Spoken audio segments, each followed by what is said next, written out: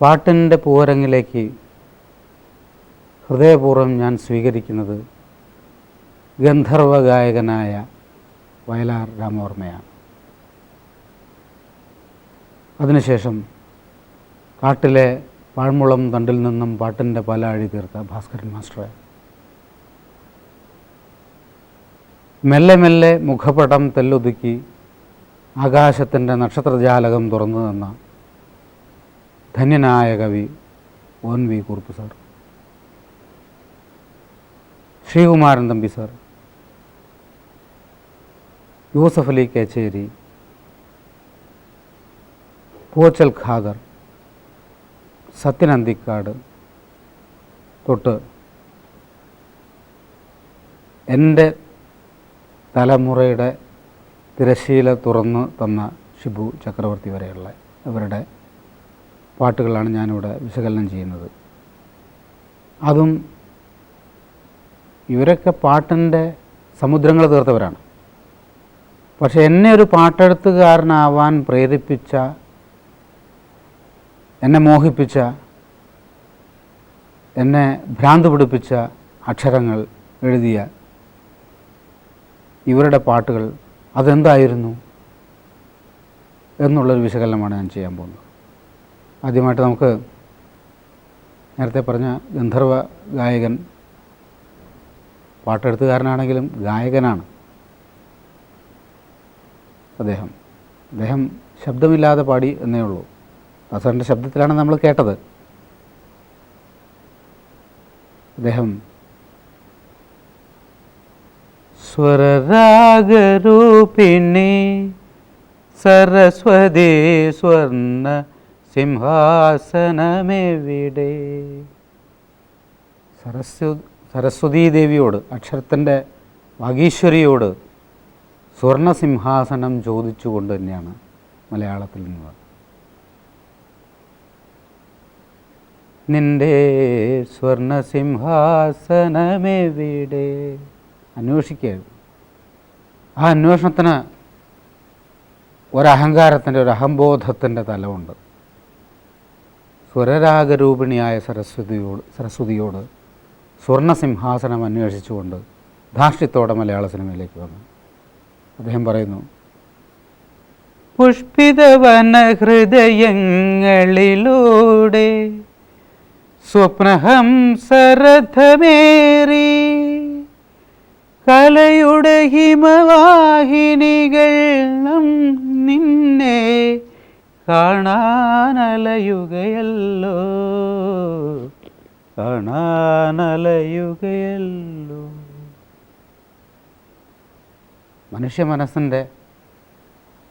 മനുഷ്യൻ്റെ ബോധത്തിൻ്റെ നിലാവിലേക്ക് അക്ഷരത്തിൻ്റെ മൂർത്തിയെ അന്വേഷിച്ചിറങ്ങിയ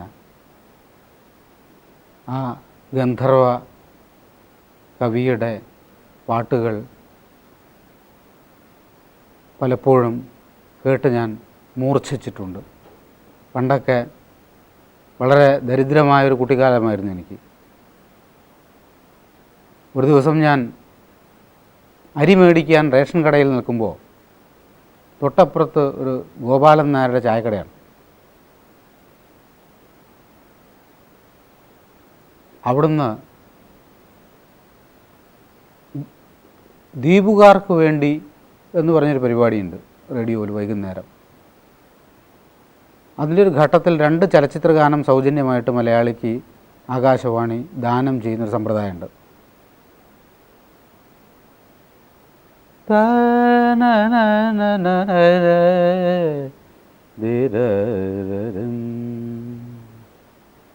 കേൾക്കുകയാണ്. ഒരു തുലാവർഷത്തിൻ്റെ മേഘഛായ മൂടിയ അന്തരീക്ഷത്തിൽ ഏത് നിമിഷവും മിന്നാവുന്നൊരു മിന്നലും ഏത് നിമിഷം പൊട്ടാവുന്നൊരു ഇടിയും പേടിച്ച് എനിക്ക് അരി വാങ്ങി 2 നാഴിക നടന്നെത്തണം എൻ്റെ വീട്ടിലേക്ക്. കുട്ടിയാണ് ഞാൻ, 5ൽ പഠിക്കുന്ന കാലമാണ് ഏതാണ്ട്. അനാവരണം എന്ന ചിത്രത്തിൽ വയലാർ രാമവർമ്മ എഴുതിയ ഒരു പാട്ട് ഞാനെന്നാണ് കേൾക്കുന്നത്, ആദ്യമായിട്ട് കേൾക്കുന്നത്. സരസ്വതിയാമം കഴിഞ്ഞു ഉഷസിൻ സഹസ്രദളങ്ങൾ വിരിഞ്ഞു. വെൺകൊറ്റക്കുട ചൂടും മലയുടെ മടിയിൽ വെളിച്ചം ചിറകടിച്ചുണർന്നു. സരസ്വതീയാമം കഴിഞ്ഞു. സരസ്വതീയാമം കഴിയാണ്, ബ്രാഹ്മമുഹൂർത്തം കഴിയാണ്. ഉഷസ്സിൻ സഹസ്രദളങ്ങൾ, പ്രഭാതത്തിൻ്റെ 1000 ദളങ്ങൾ വിടർന്നു. കുമാരസംഭവത്തിൽ കാളിദാസന് തുല്യമായ പ്രയോഗമാണ് അദ്ദേഹം പ്രയോഗിച്ചിരിക്കുന്നത്. എന്നിട്ടോ വെൺകൊറ്റക്കുട ചൂടും മലയുടെ മടിയിൽ വെളിച്ചം ഒരു പക്ഷിയെപ്പോലെ ചിറകടിച്ചുണർന്നു. എന്നിട്ടോ അഗ്നികിരീടം ചൂടി അശ്വാരൂഢനായി.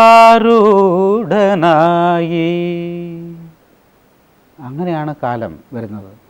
അംഗം ജയിച്ചു നിന്ന തറവാട്ടിലേക്ക് കാലം അംഗം ജയിച്ചു വന്ന തറവാട്ടിൽ ഇതുവഴി തേരിൽ വരും ഉഷസേ ഇവിടുത്തെ അസ്ഥിമാടം സ്പന്ദിക്കുമോ സ്പന്ദിക്കുമോ. സന്ദേഹിയായിരുന്നു വയലാർ. ഇവിടുത്തെ അസ്ഥിമാടം ഇനിയും സ്പന്ദിക്കുമോ സൂര്യദേവ നിൻ്റെ വെളിച്ചത്തിൻ്റെ തീക്ഷ്ണതയിൽ, അതിൻ്റെ ഊർജത്തിൽ എന്ന് സന്ദേഹിച്ച അദ്ദേഹം പറയുന്നു, മുത്തുടവാൾ മുനയാലേ നെറ്റിയിൽ കുങ്കുമം ചാർത്തി കൈരളി കച്ചമുറുക്കി നിന്ന കളരികളിൽ നിറകതിർ വാരിത്തൂകും ഉഷസേ ഇനിയുമൊരംഗത്തിന് ബാല്യമുണ്ടോ ബാല്യമുണ്ടോ. വെല്ലുവിളിക്കുകയാണ് മലയാളിയുടെ സംസ്കാരത്തെയും മലയാളിക്ക് നഷ്ടപ്പെട്ടു പോയ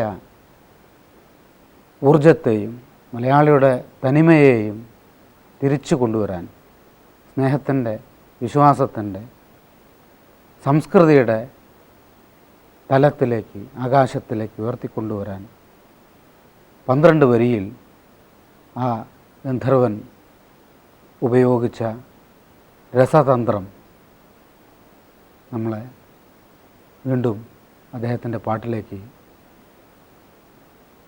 ബർമുഡ ട്രയാങ്കിളിന് മുകളിലൂടെ പറക്കുന്ന ജെറ്റ് വിമാനം പോലെ പിടിച്ചു താഴ്ത്തുകയാണ്.